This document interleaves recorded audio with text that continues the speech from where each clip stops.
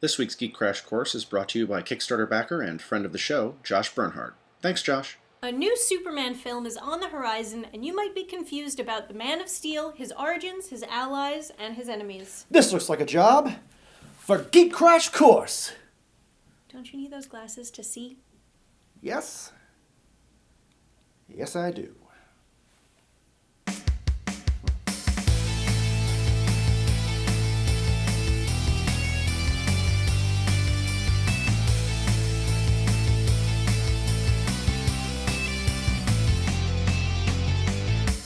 Most people already know the story of Superman, but in case you've been in a kryptonite cave all these years, baby Kal-El is rocketed away from the exploding planet Krypton, landing on Earth and becoming Clark Kent, adopted son of a loving farm couple in Smallville, Kansas. Then, he heads off to big city Metropolis for a double life as a Daily Planet reporter and Superman, superpowered strongman and protector of truth, justice, and the American way. Superman debuted in Action Comics #1 in 1938, created by Jerry Siegel and Joe Shuster. His powers include flight, super speed, super strength, enhanced senses, as well as heat and X-ray vision. With the popularity of the comics, it wasn't long before Superman crossed over into other media, first with radio dramas, then cartoons, then into live action.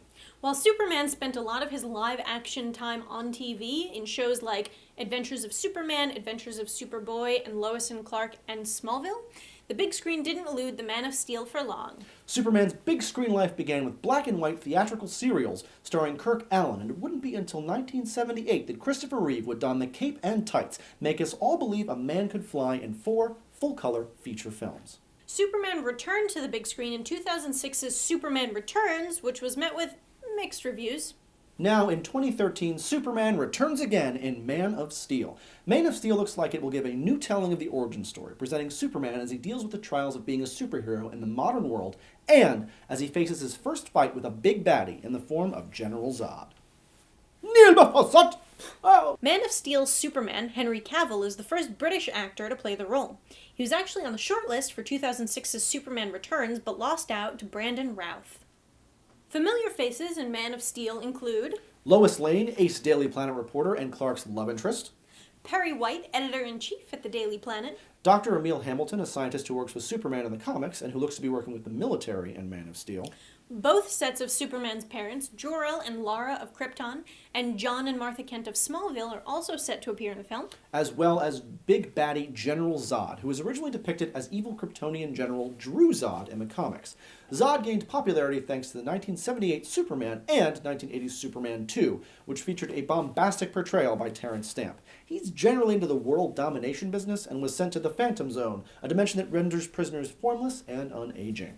It looks like he'll be joined by Faora, another Kryptonian criminal in Man of Steel. The comic version of Faora was the inspiration for the character of Ursa, played by Sarah Douglas in Superman and Superman 2. Man of Steel will star 2 Dr. Emil Hamiltons, the Man of Steel version, played by Richard Schiff, and actor Alessandro Giuliani, who played the character in Smallville. The most concise origin of Superman is the first page of All-Star Superman, which is a great story featuring the Man of Steel. But more in-depth origin stories worth checking out include Superman Birthright, Superman's Secret Origin, and the Man of Steel. If you want more film adventures starring Superman, check out the first 2 Kristopher Reeve movies. Superman Returns is a moderately lackluster semi-sequel to the first 2 Reeve movies, but we really only recommend it if you like your Superman brooding. For depictions of General Zod, check out Superman 2, which features one of the first film appearances of the character, and it's definitely the source of Zod's popularity. Zod also showed up in Smallville as a Phantom in episodes from seasons 5 and 6, and then as the younger Major Zod in season 9. But we'd only really recommend Smallville if you like your superheroes with a heaping helping of soap opera. At one point in Superman's comics history, he was actually battling 2 General Zods! The first was a traditional Kryptonian baddie, and the other was a mad human general who wanted to turn the sun red to take away Superman's powers and gain powers of his own. Do you like your Superman with red underpants or in a blue unitard? Let us know in the comments below, and remember to subscribe for more Geek Crash Course. If you like this week's episode, make sure you share it and like it or love it. And if you have any questions, you can find us on Twitter, Facebook, and our website, geekcrashcourse.com. Thanks for watching, and we'll see you next week on Geek Crash Course. And Sarah Douglas yelled at me when I interviewed her. Yep. We woke her up from a nap. Yeah, bad call. Bad call. Not like personally. We didn't like go We into weren't a like, room. hey, We wake were up. like, but like she was awoken from the phantom zone of napping.